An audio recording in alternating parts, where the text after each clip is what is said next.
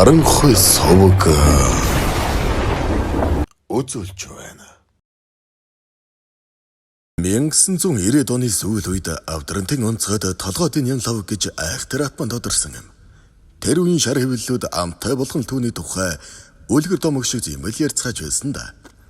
1975 онд төрсөн Гэрэлмагийн ян лав гэж ээжрийн овоглсон энэ залуу толгойдын зүүн салаанд хүүхэд нассан бусдын адил тоглож дүрсгүйдэж өнгөрөөсөн юм. Түүний бага насыг мэдэх толгойдын залуус ян лавгийг туулгалд усанд оруулах гэж бөөн ажил болдог байлаа. Хүүхдүүд өртөөчлөн үүрч хүрэгдэг байсан. Гээж шорон дурсч үлээ. Гэрэлмагийн ян лав хүүхэд байхаас аль чанга биетэй хөдөлгөөнтэй нэгэн байж. Тэрээр 19 наснда найзуудынхан хамт том ажил хийж том болно гэсэн мөрөөдөл нь аавын хаалга татахад хүргэсэн юм.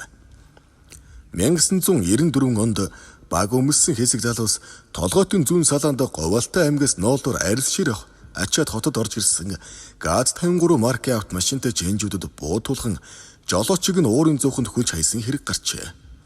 Монголын цагдаа тэр аяаран гэмт хэрэгтнүүдийн араас хөдөлж гэмт хэрэг үйлдсэн залуус Оросын хил машинтайгаа давж бүр Луучникийн зах руу орсон байна. Оросын тусгай хүчин Монголын цагдаа нар Луучникийн захыг бүслэн байж гэмт хэрэгтнүүдийг барьсан байна. Олныг зочруулсан энэхүү хэргийг Гэрэлмагийн ян лавг, Майдрын Батмөх, Бэгд сүрэнгийн ган тулга, Төрмөнхийн товод орж нар үлдсэн байна. Монгол телевизээр гэмт хэрэг хийсэн залуусын гар хөлтөн гав дөнгө зүүлгэн гал тэрэгнээс буулгаж байгааг үзүүлсэн юм. Өндөр нуруулаг залуус юу ч болоогүй мэт нэмзэглэн зогсож байлаа. Ингэж л ян лавг хэнэх залуугийн яруу алдар тодрон гарсан гэхэд болно. Монголын шүүхэ дээрм хийсэн зандалчлах гэмт хэрэг үйлдсэн гэж үзээд Гэрэлмагийн ян лавгад 21 жил, ган тулгад 18 жилийн ял өгсөн байна. Дуйланд гэмт хэргийн эзэд болох 6 залуусыг олон гэмт хэрэгтнүүдийн айцыг төрүүлдэг Авдрантын онцгой руу илгээсэн. Тэр үед Авдрантын онцгойд 100 гаруй шигшмэл хоригдлууд ял эдэлж байлаа. Заримаас нь дүрдвэл халахын шоронгийн овгоор том зогцайхан, бүдүү нар мандах, буурал чимба, гоох даваа суран, Жаданбагийн сэргэлэн, Зандхар төрөө, Дамбын од, Зэдэнгийн оюун бат, Өндгөөгийн хүрлээ, Батагийн бат чулуун, Тууба алтан тулга гээд доотал нь 10 жил шорон хоригдох ялтай хүн амьтаа хэрэгтэн очдог зэрэглэл өндөртэй хорих байв. Гэрэлмагийн ян лавг тэргүүнтэй 6 залуу ирж анхудаа нэгэн зэрэг олон хоригдол ирсэнд бүгд гайхаж байж. Жилдээ 1-2 шийдсэн хулгайчтай гарч ирдэг шорон байж. Залуус Авдрантын онцгойд атмаа болно гэсэн зорилго тавиад очсон байна. Тэдгээр залуусыг олон жил шоронгоор явсан Халига бат гэрэл гэдэг хоригдол галдаан авч шоронгийн нэг жайгийг заасан гэдэг юм. Данганц хүч пираар атман болно гэдэг амны хойх. Онцгой шоронгийн хулгайч нар бүгд хутагтай. Хэн ухаантай нь ямар нүүдэл хийхээс овгор атманы асуудал шийдэгддэг юм гэж зөвлөсөн байна. Гэрэлмагийн ян лавгч шоронгийн дэг жайг ухаанд гаргууд сайн суралцаж төмөр өргөн биеийн хүчний тасгал байн хийснээр биеийн задраад сайхан залуу болсон байна. Шинээр ирсэн чи Гэрэлмагийн ян лавг өөрийн байр суурь олсон хэдий ч улам ихийг хүсч байв. Бусад галынхныг оролдож зарим нэгийг нь шоглож орхидог болжээ. Залуунаас хүч бирааран онцгойрох, дасрах гэсэн оролдлогыг шоронд нөлөөтэй Шандын бат сайхан, Балдан жамцын баяр сайхан нар ажиглаж байж. Шандын бат сайхан энэ муу мангар утсан нэг тийшээ гарвал дийлдэхгүй шүү. Аимшигтай дарангуулагч болох шинжтэй гэж нэгэн удаа хэлсэн байдаг. Тэгээ тэр хоёр Гэрэлмагийн ян лавгийг алахаар үгсэн шийдсэн байна. Ингээд үдийн цааны үеэр Шандын бат сайхан ян лавгийг араас нь гиндүүлэн тэрж барын бамбар хочод баяр сайхан зээжин тус газарт 3 хотглоод ян лавгийг алдсан байна. Ян лавг баяр сайхныг өшиглэж унгаад бат сайхнаас мултраад та нар намайг арай л амжсангүй дээ гэд энийг хэдэн цээжнээс нь цус бөрөглөн урсаж байсан гэдэг.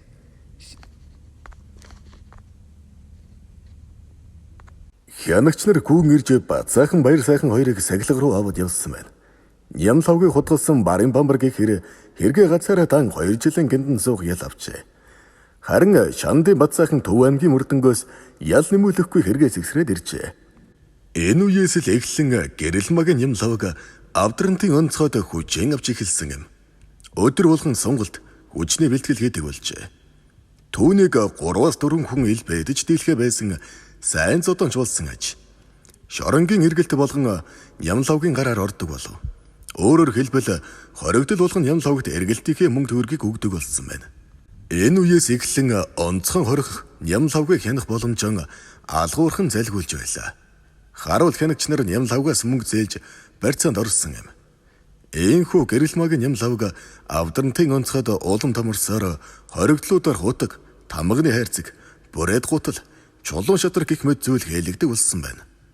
Мөн нямлавг гал тогооны ахлах тогож болсон учраас хоригдол бүхнийг ходоодор нь барих болсон байна. Тэрээр мөн ар гэрийн эргэлт сайтай хоригдлуудыг галд ангавдаг үжээ. Онцгой томорхын хэрээр эдэлж хэрэглэж байгаа зүйлс нь хүртэл чамин болж хөөцөндөө том бүдүүн алтан гинж зөвж луун хийтэй нөмрөг нөмөрч арслангийн толгой бүхий чулуун таяг тулан явдаг болж. Мөн 2-3 бие хамгаалагчтай болж өөдөөс нь үг сүрсэн хэнийг чулуу зодхоос илүүтэйгээр яргалдаг, ял нэмүүлдэг байлаа. Гэрэл магийн нямлавгийн шорон санаа, шургуу хоёрыг халахын шорон барж идэхгүй гэж хоригдол болгон ярьдаг байж. Авдрантын онцгойн дарааga дамдан зэрэг нямлавг атхандаа бүрэн оруулж чадсан гэдэг. Уг нь дүрмэндээ хоригдол хянагч дарга нарын өмнө малхайган аван зайнаас нэрээ хэлдэг учиртай. Хорихын дарга ням цэрэн нямлавгтай зүг үйлдвэрийн хашаанд алдлахж явахдаа нямлавг гинэт зог дуусан хулгайч нарын үүдээс харан шээж эргэтнээс ихсрээд зогсож байхад хорихын дарга хүлээгээд зогсож байдаггүй. Нямлавг шээчгээд та юу гэж ирж байлаа гэдэг байсан аж. Үйлдвэрийн хашаанд байсан хоригдлууд амаа ангаагаад л үлдэнэ. Нямлавг хоригдлуудад өөрийгөө хүчтэй гэлтгэж буйна энэ юм. Мөн нямлавг галзууханд 40 гаруй төрлийн чинжаал худаг зөвлгүүлээд сууж байхад хорихын орлогч дарга орж ирээд нэг хутгийг нь барьж үзсэн. Мөн сайхан хийч үг гэхэд нямлавг хөө чи миний өрөөнд орж ирээд хоол ид гэхэд хорихын орлогч дарга би дөнгөж сая хоолоо идсэн гэхэд нямлавг өгсөн хойно чи ийм тансаг хоол нарандж идэхгүй гээд тогооч мэрэгжилтэй ялтнаар хийлгсэн шарсан дахиа авчруулан идүүлж өгч ичээдээ. Нямлавгийн тусгай өрөөнд тухайн үед хамгийн том байсан 29 инчин өнгөт илүү зайдаг байсан бөгөөд олон давхар хэвс дэвсэж чонын арсан дээр суудаг байж. Таазан хүртэл гасет үрж бас нэг өрөөнд шоронд хамгийн хэрэгтэй молког авдраар нь дэвхээд л хурааж сар болгон нямлавг нэг ир үхэр зоонд оруулан махлана. Гэдэс дотрыг нээн чанарт өгч нямлавг ердөө 2 гуйны махыг л хэрэглэнэ. Хотын хамгийн үнэтэй супермаркетд байдаг өндөг хям өдөртөө л нямлавгийн өрөөнд овоолгостой байдаг байв. Тэрбээр үй зайсангийн эмнэлэгт хэвтгэхээр явна. Явахдаа 40 битан хорхог, өрөм, ааруул, савсаваар нь аваад явна. Эмчнэрт өгөх гэж л тэрэлдэ. Онцгой эмч хэмээх хижээл эмэгтэй нямлавгийн үгнээс гарахгүй. Нямлавг цагаан алчуур мөрөн дээрэн дохоод эмчин өрөөнд орно. Эмчтэй эрэмийн ажил хийчихэд эмнэлэгт хэвтэх бичиг хэнхэн төхөн шийдэнэ. Эмнэлэг гэдэг бол хулгайч нарын хувьд соочд амрах эрхийн бичгэл гэсэн үг. Тийм учраас нямлавгад хулгайч нар байдган барин гүйдэг байлаа. Нямлавг сүулдэ хэнийг эмнэлэгт хэвтүүлэх, үйлдвэрт ажиллуулах, жаан гарахыг шийддэг болсон байна. Хорих ангийг нямлавг удирдаад байна уу? Хорихын дарга удирдаад байна уу гэдг нь их хэрэгэлзээтэй болсон гэдэг сүулдэ. Нямлавг зайсанд байдаг хорихын төв эмнэлэг рүү явахдаа ачилтын пөргөн дүүрэн хутаг, шатар гэсэн зүйл авч явдаг байсан гэдэг. Зайсангийн дамжинд нямлавг дэрмийг өөрийнхөө зоргоор хийдэг байж. Казино инкватраас 500,000 төгрөг өгөхийг шаардахад цаадах нь бүрээ зангаар татгалзжээ. Тэгэнгүүт нямлавг балбаж цусыг нь уулган дарамтлж мөнгө авсан гэдэг. Дамжингийн хоригдлууд тал тийшгэн хуваарлагдсан ачигдхаа хүлээн энд цааддаг байлаа. Бүгд ял нэмүүлж байгаа чанга гарууч шүү дээ. Нямлавг хөө чи тэрийг өг гэж чаналгаад явахгүй. Тэгэхдээ эргэлт авахыг нь хараад зогсож байдаг байж. Бүгд ирж халахын шоронгийн хаанд 10,000-аас эхлээд 100,000 төгрөг хүртэл өгдөг байж. Нэг удаа баруун аймгаас хүн амны хэрэгтэй ирсэн овг оруулгач нямлавгад эргэлтээс өгсөнгүй. Аймгийн арслан цолтой энэ нөхөр байшингийн ханан хүн савж алсан хэрэгтэн байж. Тэгээд нямлавгийг дуутахад пэдэг алхасаар орж ирсэн байна. Нэг хүн алжчихсан хүн дахиад хэнийг зөгөхөд бэлэн байлаа. Нямлавг нөгөө хүчтэн гих нөхрийг хамарлуун мөргөөд нэг өшөглөхөд 120 кг жинтэй залуу нүд ирэмхийн зур шалан дээр тэр хээтэл унжээ. Нямлавг цус нүчтэн хойлоод өмдийг нь шувтал нэг хоригдлыг наадхыга эмнэ гэсэн байна. Ингэж тэрхүү арслан том ирийг шорон татман болох ирээдүг нь үгүй хийсэн юм. Оройхон хэрд ням лавг дамжингийн бүх овгор холгоруудыг цуглуулан өөрөөнөөсөө өнгөтэй эд зүйлсэн авчир гэдэг байлаа. Нийт 20 гаруй цүнх гутал хувцас цуглуулна. Дамжингийн хянагч нараа та ийм их хувцаар яадаг юм бэ гэхэд ням лавг би 100 гаруй хулгайч дижээдэг юм гэсэн гэдэг. Тэрбээр тэр их хувцаа авдрантын онцгой хориглуудад тарааж өгдөг байсан юм. Нэг удаа хоёр хянагчид цоошин хороомон гутлаа дахлуулахаар зоо руу оруулсан байна. Тэгээд гутлаа авах гээд очтол түрийг нь тариад ботыг шиг болгочихсон байж. Хоёр хянагч орилж яаж үдэж байна лал руу та. Ална гэд борохоогоо барин гуталчин дээр оржээ. Тэгтэл гуталчин овгоор ням лавгал түрийг нь авч бүрээд гутал хий гэсэн юм гэж хэлтэл нөгөө алж чадах гэж байсан баатруудад ороо номхорч ням лавг тэгсэн юм бол яах вэ гэд гараад явчихсан гэдэг. Нэг ядарсан хоригдол дээрлэхүү харуулыг ням лавг дуудан хоригдлуудын дэргэд цустай нойлоход нөгөө харуул юу ч хэлэлгүй цааш сажлан явсан гэдэг. Ийхүү гэрэлмагийн ням лавг Монголын шоронд хүлээн зөвшөөрөгдөд байхад өөрийг нь алуулахыг завдсан Шандын бат сайхан Төв аймгийн мөрдөнгөөс хэргийн сэгсрээд буцаж ирэхэд ням лавг өрөөндөө дууджээ. Бат сайхныг өрөөндөө оруулаад зохиж унган сэг ултал балбаад хараманд нь хутах хийгээд нохойч чирийн харуулын баринд авчираад наад зэгийн ав. Наад новшид чинь алуулна гэж байхгүй шүү.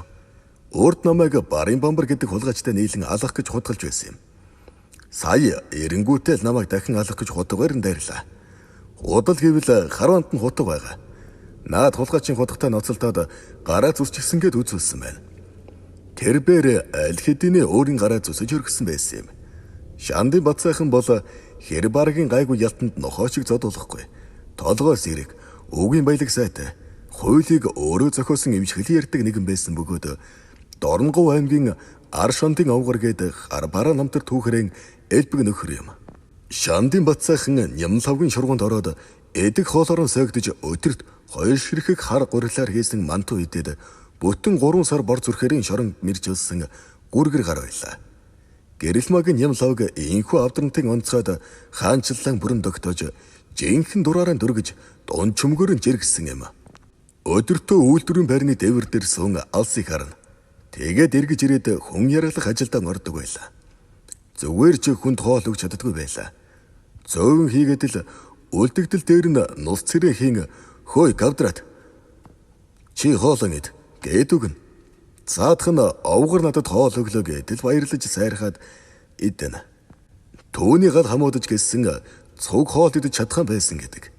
Гэрэлмагийн ням лавгны шоронд 3 удаа гэрэлсэн бөгөөд 2 дахь гэрэлт нь сэрүүлэх сонныг сурвалжлагч мөнх баясгалан байс гэдэг хүүхэн байлаа. Сэтгүүч хүүхэн ням лавгийг харангуут таал унаж тусан дурлаж сувын бүгж бэлгэнд авч нэг хэсэгтээ шоронгоор дагнсан гэдэг. 3 дахь эхнэр нь оюутан охин байсан гэдэг. Ням лавг цагаан сарыг өргөн дэлгэр тэмдэглэдэг байсан юм. Тэрээр 3-4 ууз чануулан тавьж өрөөндөө орж ирсэн хоригдол болгон 100 г болор арх өгч ахмад хориглуудтай 10,000 төгрөг барьж салгадаг байсан юм. Их хэмжээний том цагаан сарыг шоронд хэнч урд өмнө хийж байгаагүй гэдэг. Ням лавг шорон тасархын хэрээр нарандж нөлөөтэй болж томоохон пүүс компани эздэд чулуун шатар гайхалтай хийцтэй сэрийн дугаартай эрдний чулуун иштэй жинжал хотог явуулдаг байв. Ийм бэлэг хүлээн авсан компанийн эзэд шоконд орон ням лавгийг эргэж ирэх гэсэн биш дайлж цайлуулаад л буцдаг байсан гэдэг. Нөгөө тэгвэр ням лавгийг цагаан шунхрын инх тайван эсрэг сөргүүлэн тавих хүчний байгууллагын талд бодлого явагдаж байсан ч гэдэг юм. Тэр байтугай инх тайвныг ням лавгаар хороолгох нууц төлөвлөгөө байсан ч гэж ярьдаг. Ганц удгийн овгрууд хожим сүл яг энэ яриаг л ярьж байсан гэлцдэг. Гэрэлмагийн ням лавг би халахын шоронгийн хаан гэсэн гүн бат итгэлтэй болж ирлээ. Түүнийг унтаж байхад нь цэрэхгүй тулд засангийн хянагч нар гутлаа тайлж явдаг ултлон жижигрэв. Тэрбээр онцгой хулгайч нарыг харцаараа хөдөлгдөг болжээ. Нийтийн байранд халамцаа орж ирэхэд нь нам гүн болж ням лавгийн хороомон гутлалд ашиглахад хулгайч нар навтас хийдэг байж. Тэрээр онцгой 100 гаруй хулгайч нарыг өмнө суулгаад муусан лолруудаа намайг ална гэж ярьж байсан гэлөө. Би бол төгс суулгаач. 20 г төв рүү бариад хүрээд ир. Гар хөлийг чинь хог зохиод өгье. Та нарыг наранда тариншаа хүлээж байгаа. Намайг бол Монголын бүх компани захирлууд хүлээж байна. Та нарыг бүгдийг чинь засаг хоолнд оруулна шүү. Новчнууд гэж эвдэрдэг болжээ. Ням лавг нэр төрд аимшигт дурлаж байлаа. Намаа хэн юу гэж байна? Наранд миний тухай ярьж байна уу? Сонин хөвлөлт муулаагүй биз гэж байнгын асууна. Бууны нөхдийнхөн үгээр бусдыг дээрлэх нь. 20-ын удирдлагад өгсөн өргөдөл гомдлог ням лавг хэдхэн минутын дараа барьж орж ирээд л муусан лалрууд бүх сухлаа гэдэл балбадаг байжээ. Гэрэлмагийн ням лавгийн хуурай ах болох ландаг баттцэнгэл ням лавга чамайг халахын шорон хүлэн зөвшөөрч байна. Одоо чи зүгээр л зогс. Улгаач нарын хоолоор орлож болохгүй. Одоо зогсчих гэж зөвлөсөн гэдэг. Гэвч ням лавг зогсож чадсангүй. Улгаач нарыг дарамтлж өөрийнхөө булчны нүхийг уухж байв. Харин нөгөө талд түүний энэ дарамтыг дэсгэ байсан хулгайч нар эгзэгтэй мөчийг л хүлээж байлаа. Шоронгийн атманууд наарам дээрийн алуулдаг түүх давтагдах дээрийн тулсан байв. Ням лавгийг алхаар Сэдэдийн бат, Зандийн бат мөх нар тохирсон байжээ. Батаа нь хүн амны хэрэгээр 25 жилийн ял авч Гянданд 1 жил 6 сар зуугаад онцгойд ирсэн нэгэн бөгөөд Сэлэнг аймгийн харьяат бөгөөд Орос улсад цэргийн сургууль сурсан тагнуулан ерөнхий газар ажиллаж байсан гээд явсан газар ярих юмтай чанга ялтан байлаа. Бат мөнхөж ялгаагүй хүн амны хэрэг үйлдсэн онцгой этгээд байлаа. Баян мөнхийн гал хам Симбэ Бямбжав гэдэг хоригдолд эргэлт ирсэн байна. Галын ахлагч Баян мөнх 20,000 төгрөг ням лавгад авчиж өгтөл эхэд голж лалар минь 20,000 төгрөг өгч байгаа юм уу? Энд чинь мөнгө юм уу? Гээд зохиж унгаад нохоо шиг балбан аманд нь мөнгийг нь уран чигсэн байна. Энэ явдлаас үүдэн өс хонцонгийн зангилаа үүссэн байна. Батагийн хувьд мөн л эргэлт иржээ. Бата эргэлтийн байранд ээж дүү охиныхоо хамтаар уулзалтанд орж байж. Шоронгийн атманч орж ирэхэд нөгөө хэд чинь хамаг байдгаа өгсөн ч ням лавг нэг их тоолсонгүй. Тэрээр Бата хамаа би хотод байгаа нэг хүүхэнд захиа өгөх гэсэн юм. Дүү охин чинь өгчихөө гэсэн байна. Бата юу ч бололгүй тэгдэг гэсэн. Дүү охиныг нь дагуулсан нөгөө өрөнд оруулан хутга тулгаад янзалж оргисон байна. Батаг ээжтэйг нь сууж байтал дүү охин нь хачин царайлж орж ирээд аха та шоронд ингэж амиа авч явдаг юм уу гэж хэлжээ. Энэ үг Батагийн зүрхэнд сумшигл зоогдсон юмсанч. Өс хонцонгийн хурц хутга энхүү эрлэгдсэн байна. Нэг удган эмгэн шоронд хоригдож байсан хүүгийн эргэж ирэхэд ням лавг түүнд мэргэлүүлсэн аж. Тэр эмгэн чи чинь шоронд 3 удаа гэрэлсэн эхэд байх нэ? Шоронд суух хугацаа чинь дууссан байна гэж хэлж байж. Харин энэ явдлаас яг 7 хоногийн дараа 2001 оны 10 дугаар сарын 24-ний 6 цагт Бата Баян мөнх хоёр хутгатай гараа скотчор ороож байлаа. Ням лавгийг ална гэдэг амаргүй асуудал. Өрөө нь камертай. Өөрийнхөө үүдийг бүдүүн залуугаар мануулдаг байж. Эхлээд Баян мөнх орон манаач залууд хутга тулган хөдөлгөөнгүй болгож. Бата өрөөндөө орвол овгор дээш харан хэвдэж байлаа. Тэгэнгүүт зүрхэн тус газарт нь эхлэж хутгалаад дараа нь сэглэж гарсан байна. Ням лавг өндөөсөн хэдийч 20 гартай хутгатай хүний өөдөөс олигтой эсэргүүцэж чадсангүй. Муухан орилн нэг хашгираад дуугай болжээ. Бата нийлц ус болоод гарч ирээд гүйцэчглээ хамаа гээд санаа алдахад Баян мөнх яг үхсэн үг гэлээ. Бата амьсгаатай л нэг ихтэй удахгүй өөхөх болов гэхэд Баян мөнх амьд гарвал цаадах чинь бид хоёрыг нохоон гөлөшгөл дарчилгааж ална. Гүйцэнэ гээд араас нь орсон байна. Түүнийг ороход ням лавг гэдсэн цувжсан, нүдний зүтгэн орсчихсан, хоолой нь хэрчгэн дуурж байжээ. Баян мөнх түүнийг дахин хутгаараа хид хідэн зон хоолойг нь хэрчиж гарсан байна. Ийхүү 27 настай гэрэлмагийн ням лавг өрөөндөө 40 гаруй хутгалуулан нас барсан юм. Баян мөнх хэрэгэ дангаран үүрэх гэж оролцсон боловч бүтээгүй бөгөөд хүлээлгийн өрөөнд амиа горлсон юм. Харин Бата цаазаар авахуулан тургийн цэрлэл хүлээсэн билээ. Ням лавгийн эдэлж хэрэглэж байсан зүйлс маш энд дүүрэн ачаа болж байсан ба түүний курткнийх нь харманд 700,000 төгрөг байсныг олдсон байна. Харин хулгайч нарын нүдийг унагадаг байсан бүдүүн алтан гинж нь алга болсон бөгөөд хулгайч нар засангийнхан өөд атсан болов уу гэж ирдэг юм. Хүчирхийллээс хүчирхийлэл төрдгийн тод жишээ ол энэ юм. Ням лавгийг олон атманууд Тэнгэрээс даяасан халахын шоронгийн хаан хэмээн хүлээн зөвшөөрсөн юм. Түүнийг нас барахад олон хулгайчийн нуруунд дээрээс хүнд ачаа аваад хайжгсан юм шиг болсон гэж одоо хүртэл ярьж сааж байлаа.